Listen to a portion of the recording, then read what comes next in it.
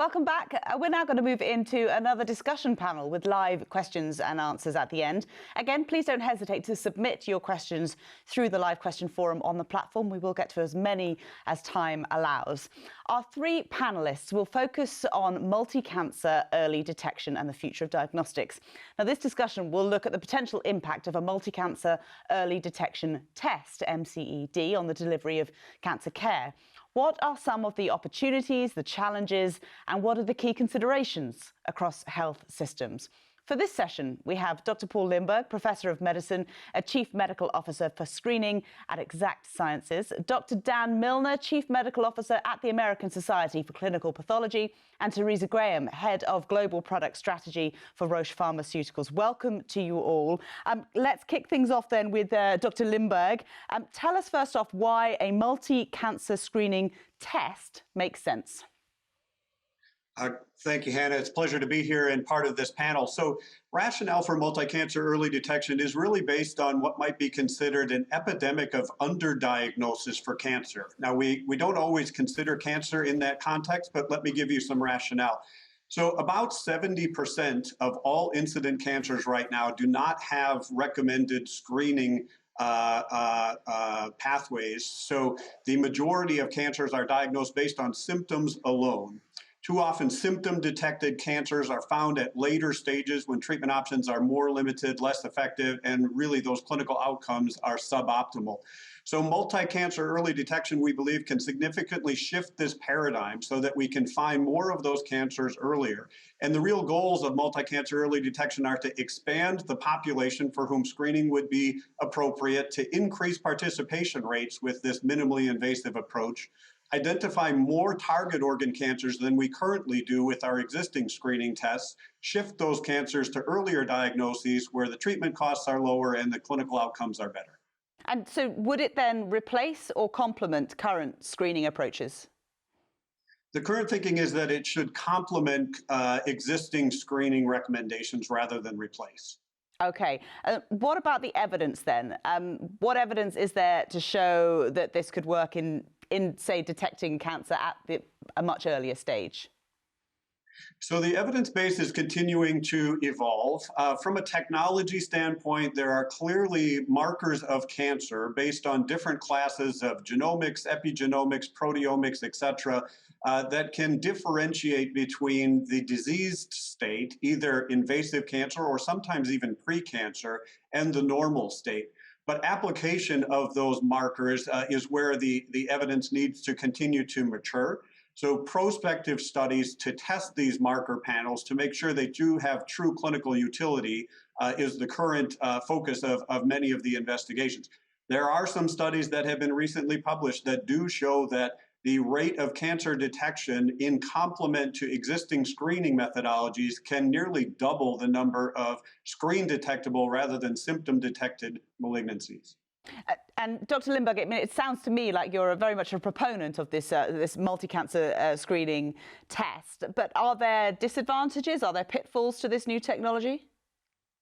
I think absolutely. There are considerations like with any really paradigm shifting opportunity in healthcare. We have to be mindful of how the test would be applied. Is this going to be a technology that is utilized only in more wealthy countries, for example? How would we deliver these potentially life-saving solutions to countries where resources are maybe more constrained? We need to make sure that we are doing more good than harm. So we have to allow for the follow-up pathways, reduce the number of false positive test results, if you will, so that we don't create anxiety rather than finding cancers that patients can then have more effectively treated. And we have to find the right cancers, if you will. We need to find those cancers that are consequential rather than just identifying signals of cancers that otherwise would not have affected that patient with respect to longevity or quality of life. Understood, and very interesting. Dr. Limburg, thank you. Stand by because we will have some questions for you from the audience at the end. But in the meantime, let me bring in one of the summit's hosts, actually, Dr. Milner. Dr. Milner is Chief Medical Officer at the American Society for Clinical Pathology. It's great to see you. So looking at these multi-cancer screening tests and the implications of introducing them globally? Like, what are the implications of it, especially when we're talking about lower middle income settings? It's a great question, Hannah. So I think you have to remember that in a high income country, there, like the US or places in Europe, there's an enormous amount of infrastructure already in place around cancer. And so a test like a multi-cancer early detection, as Paul was alluding to, has to be cautiously introduced into that system. And at best, if it's not a great performing test, might be somewhat operationally efficient. It might be somewhat transformative, but in order for it to truly disrupt the way that we would care for cancer, it has to be almost a nearly perfect test with the adverse reactions and all the different false positive and false negatives worked out. When we turn to an LMIC or a low middle income country, that's just not the case. Even if these tests were performing suboptimally or not even perfectly, they're replacing systems that simply don't exist. And so we really have to understand early on, especially with the different or companies that are thinking about these tests, that these tests could be massively disruptive and really improve and impress us with what we can do with cancer in low and middle income countries, even before their so-called perfect tests in the US. And I think that is because, as I said, there's no infrastructure in a lot of places for diagnosis, or there's no access. And so having a universal or a multi-cancer test could replace hundreds of thousands, if not millions of dollars in investment that would be needed in order to get those places to where they need to be to meet current needs in other countries. And given the fact that you would need, as you say, a perfect test, how feasible is it as a technology then to actually implement it? I mean, how likely is it that we're going to be able to do this in the short term? So I would say, it depends on who you ask. Certainly the tests are working quite well right now, depending on what your outcome is. If you are trying to monitor stage 3 or stage 4 disease in a metastatic patient, these tests probably work perfectly in that regard. If you are trying to detect someone at stage 1 or stage 2, or even a precancer, they're not quite probably where they need to be for prime time in the US or for example, in Europe. But where they are even now, they could have impact if there were clinical trials or usage in LMICs, in my opinion. Okay, and Dan, as a pathologist, what do you make, broadly speaking, of the future direction of diagnostics? So, multi-cancer early detection, I won't call it a trend. That's not really fair. It's a technology that multiple firms are interested in. They are developing it in parallel. There will be competition, so the price will be driven down. But like any product, even in healthcare, these things have a 7-year cycle at the least, and can be longer than that. And so I think when we think about the long-term implications on the practice of, say, for example, pathology or oncology, these types of diagnostics and the similar ones that are going to come out are going to largely replace a lot of the things that we do that are very expensive and very old. For example, histopathology, immunohistochemistry, even sequencing of a tumor once it's taken out of a patient is a dated process. If you think about the fact that these tools may be able to detect it in blood prior to the patient being diagnosed. So it's definitely going to disrupt and change the way we practice pathology, the way we practice oncology, the way we treat patients. But when that event horizon happens is not necessarily predictable at the moment, but I would say it likely will happen in my lifetime. And Dan, a final question to you, and actually this is a question from the audience. I'm jumping ahead a little bit, but just because you were talking about finance and money, one of the questions is, how can we finance this? Who would pay for it? That's an absolutely beautiful question. And I think when you look at a place like a high-income country, US, Europe, where the infrastructure for cancer is billions to nearly trillions of dollars, depending on what you're talking about, that becomes challenging because it's adding one more cost, one more expense to an already overburdened and very expensive system. When you look in an LMIC where there may not even be a cancer budget existing, and you suddenly throw up 2 spreadsheets, one that's like, let's put in a full cancer center, just like you'd see in Boston or Yale or wherever, or let's bring on a multi-cancer early detection screening program for the whole country, the prices start to get very close, if not even much less expensive for a test like that because of the infrastructure and maintenance that's required. So I can envision where a multi-cancer early detection test introduced into a country which had no prior cancer plans or infrastructure could be actually much more affordable than trying to invest in building an entire cancer center. Very, very interesting. Dan, Dr. Milner, stay with us. More questions from the audience coming up, no doubt for you. But in the meantime, let me bring in Teresa Graham. Teresa, you're Head of Global Product Strategy for Roche Pharmaceuticals. Thank you so much for being with us at the World Cancer Leaders Summit. The promise of this multi-cancer early detection test is clearly enormous, just from what we've heard already. But what do you personally think it could mean for the future of cancer treatment? I mean, multi-cancer early detection testing has the potential to revolutionize cancer detection and treatment. There's no doubt about it, and to reorient the health systems to manage cancer early. And I think, as you heard Paul talk about, the earlier we catch cancer, chances are the better that treatment outcomes will be. But the benefits of MCED testing go on way beyond that. Besides improving patient outcomes, it can also really help us with the efficiency of cancer care delivery. And I think, you heard Dan allude to this, and just to put a much finer point on it, there was a study in the Lancet recently that found out that global comprehensive scale-up of treatment would cost about $232.9 billion more between 2020 and 2023, but it produces almost 3 trillion in savings. And I think this is where we really fundamentally need to start changing our framing for how we think about healthcare delivery, from a cost to an actual value to society. And MCED blood tests could clearly do that and allow us to move public health policy away from just screening for individual cancer care types to really thinking about how we can screen big populations for cancers that will ultimately have a very negative effect on individuals and communities.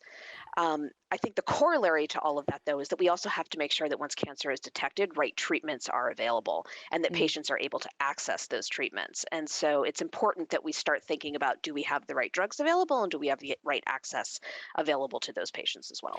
And Teresa, I asked a question before, which came from the audience, about how can we finance this, who would pay for it? And I presume your answer to that would be, it's not about just thinking about the money that needs to be spent, it's looking at the money that would be saved as a result.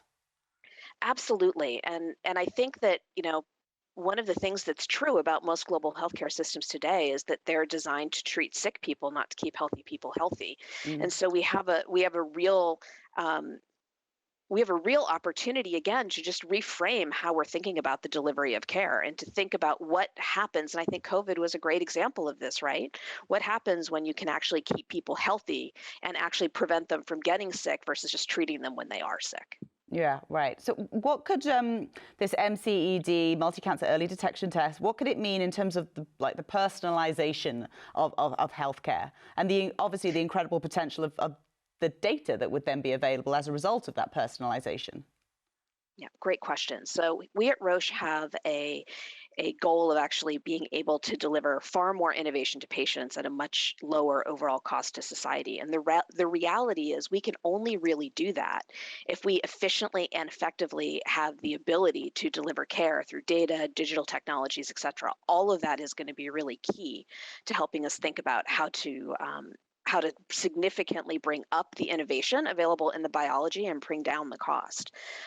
Blood-based detection approaches may well allow us to better discern aggressive cancers that are in more urgent need of treatment, the potential to generate vast amounts of data that can help us in drug discovery, to think differently about how we design and execute clinical trials, to streamline how regulatory environments are working and getting rid of some of the complexity there, not to mention reducing costs and increasing drug utilization, being able to make sure that the right patients are getting the right drugs, which just in and of itself, by making sure that patients aren't getting treatments that won't be effective for their cancers, will be an overall benefit to the global cost.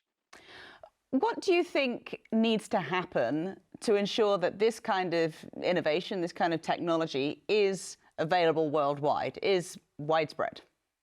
Yeah, it's a great question. And I think because of the sort of the population health scale, and because many of these screenings are offered in non-disease settings, they're likely to face a real hurdle in recommended adoption. And equitable access is sort of going to be the #1 challenge here, because oftentimes when we introduce new technologies, we do see disparities in how those technologies are adopted.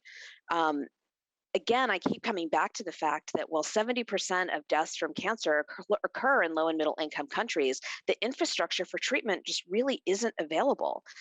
Again, just to cite some statistics that I think are really interesting, the World Bank finds that on average, LMICs have 1.35 physicians and 2.5 nurses per 1,000 people, compared to 3.1 physicians and 10.9 nurses to people in high income countries.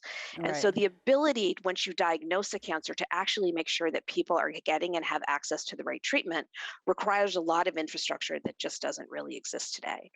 So ultimately, if we're really going to make these technologies available and we're really going to think about how they have the biggest impact to impact patients, regardless of where they live, it is going to require us to work together in ways that are new and different from NGOs, companies, healthcare delivery systems locally, and of course, global payers.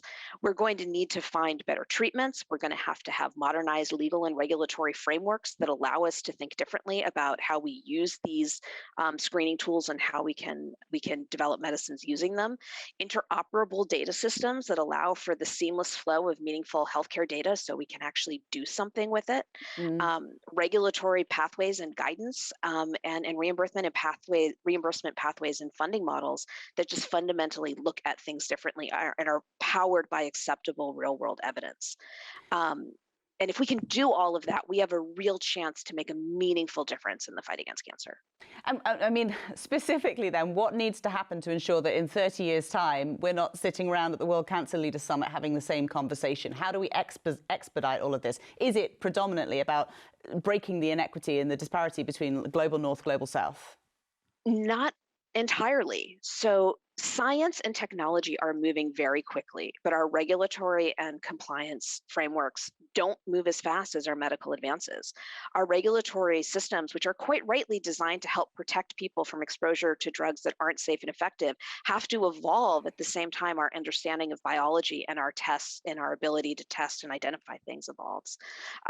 Scientific developments that have led to more precision medicine, the regulatory paradigm has fallen behind, and the standards that remain focus on sort of demonstrating a different kind of benefit that you can often do when you're working with very small patient populations and very targeted diagnostics.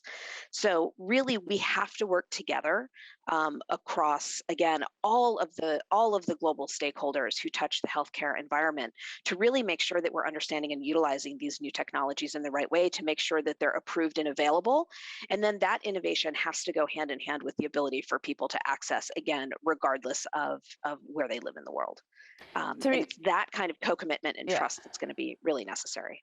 Thank you very much, Teresa. Loads of questions are coming in, so I want to get straight to them with all three of you.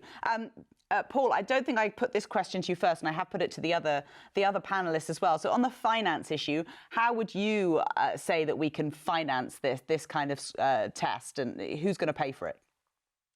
Yeah, thanks. Obviously a key consideration, but I do think that we have to be open-minded to engage with all stakeholders, and through innovation and collaboration, academic, industry, government, et cetera, anyone who has a voice and can influence the disruptive change to the status quo that's represented by multi-cancer early detection needs to be part of the entire conversation, including how would we pay for this. Paul, to you then, a question from the audience. Are there ethical issues associated with this type of test? And actually, I'll put that to all three of you as well, but Paul, to you first. Yeah, I think there are ethical issues, there are practical issues. You know, really what we need to do is we need to be mission focused and aligned with the opportunity to say, if technology is emerging that suggests that we may be able to make cancer a preventable or more treatable chronic disease, I think the ethical imperative is that we pursue that goal and we do that together. It has to be done in the right way. Our North Star has to be making sure that global public health advances are what we are striving for. And again, I think done properly, done correctly, this is a once-in-a-lifetime opportunity. If we let anything allow us to deviate from that course of advancing the common good, then I think we run into more challenges.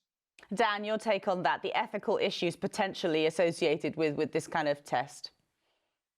So, with 70% of the mortality in cancer happening in low middle income countries already, we're already in an unethical situation. We already have the interventions that, if we could deploy them fast enough, would save people's lives. And so when new technologies are coming out, new innovations that clearly could have a benefit are there, to not involve and engage the low middle income countries in the development and the testing of those tests would be unethical, in my opinion. So I think there are lots of ethical challenges with the test, as mentioned, but I think not to pursue an approach where these technologies are rapidly deployed or even tested or clinical trialed, et cetera, in LMICs would be a mistake, and it would be highly unethical not to do that.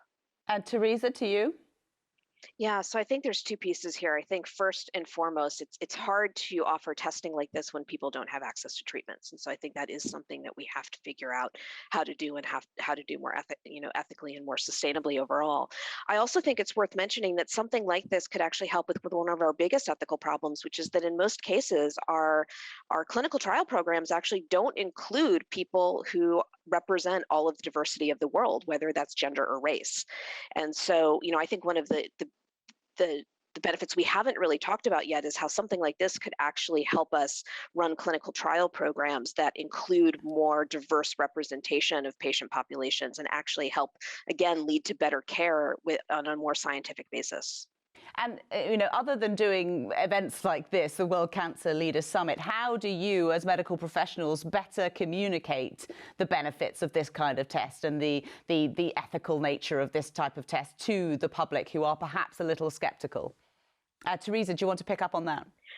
Sure. I think the reality is we just have to start talking to each other. There's a lot of education that has to go with advances like this one. And again, I think COVID has made that need for education in plain, simple, and straightforward language really, really evident.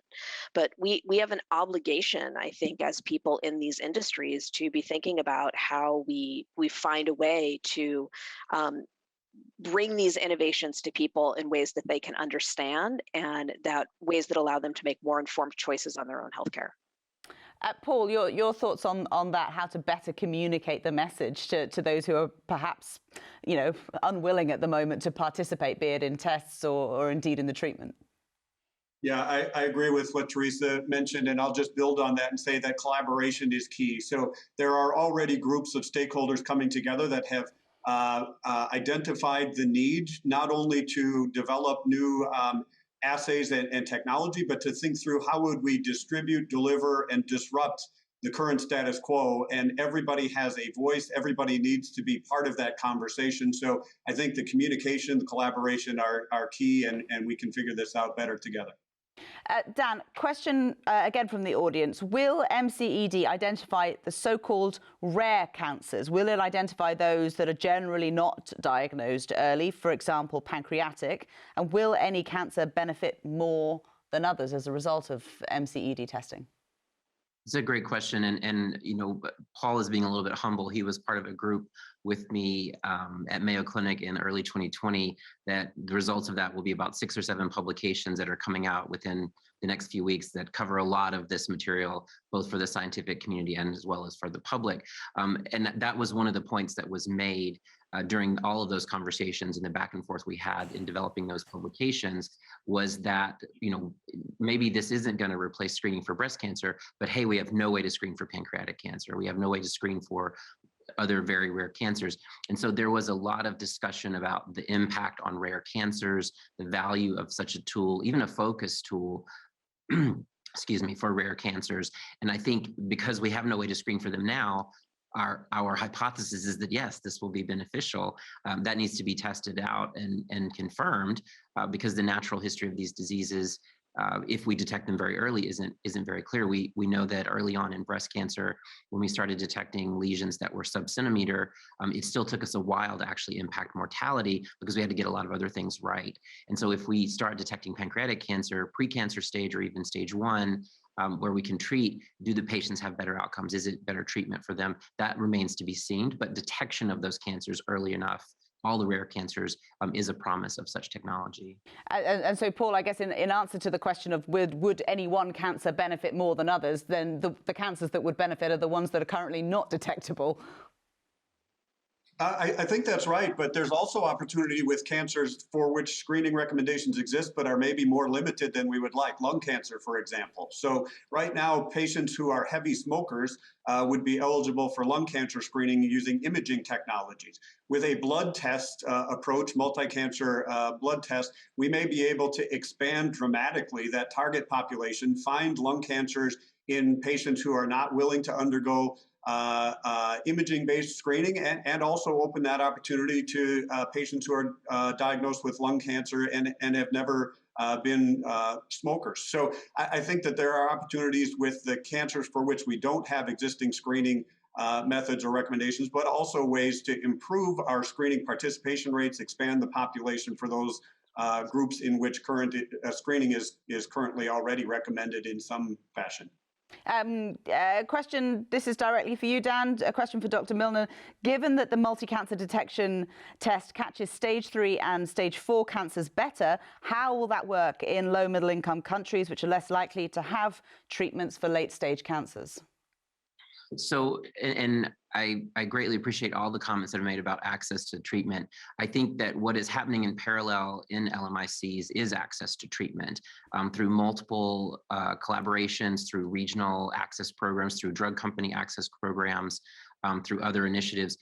Countries are getting access to drugs and medications for cancer, and it's not happening necessarily at the rate that we would like, but it is happening. And so I think while we're talking about MCED being developed and the promise of that, et cetera, thinking of access to drugs as the only barrier as a barrier is not necessarily fair when there's a lot of work going on around drug access. And we also have to step back and think about things like the pan-cancer drugs. I won't mention any names, but there are drugs that have indication in almost all cancers now, or a lot of solid cancers. Those kinds of medications in a stage 3 or stage 4 patient could dramatically alter their outcome. Certainly not necessarily survival in all cases, but certainly prolonged life. And so that's one benefit is obviously when you have the drug access as was being discussed, and you have the testing, you can improve that patient's outcome, whether it be palliative or maybe in some cases curative.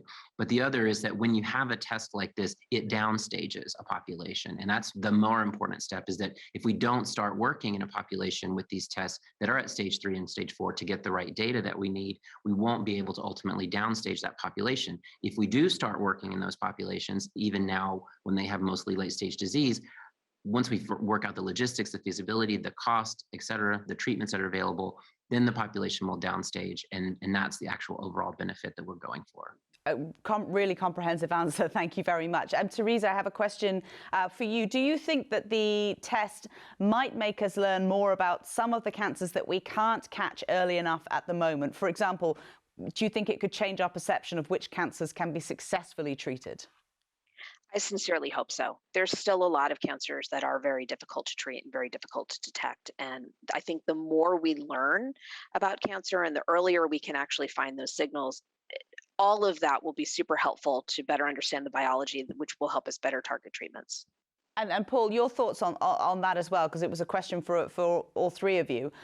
Do you think that this test could make us learn more about the cancers that we know so little about at the moment?